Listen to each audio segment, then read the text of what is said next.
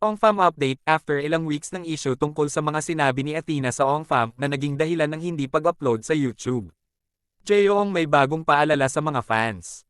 Sa latest post nga ni Janice Ong na kung saan tinuturoan ni Domeng magbike si Jaden at si Domeng ang inutosan kumuha ng bike sa page kung saan ni-repost ang picture ay nag-comment doon si Jeong at ito ang sinabi niya. Baka may awang-awa na naman dyan kay Domeng ha. Nagbuhat kasi ng bike hahaha ginagawa niyong lampay yung bata. Di nyo alam pinagdaanan ni Jeo kesa kay Domeng para lang alam nyo, walang kawawa dito magpasalamat na lang tayo na may maayos na buhay si Domeng ngayon sa pamamagitan ko. Tantanan nyo na kami sa kadremahan nyo. Layas kung ayaw dito Chong.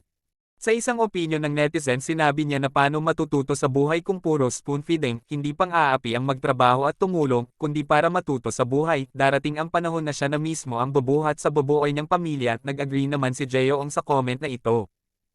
Dagdag pa ni Jeong gusto kasi maging bonding na puro TikTok lang sa bahay at sa banyo.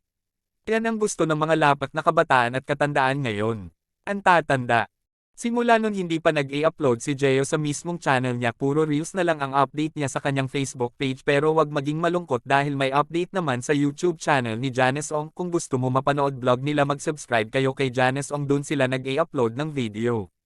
Kayo sa tingin nyo magpapas pa ba si Jeo sa YouTube channel niya? Comment your opinion about dito.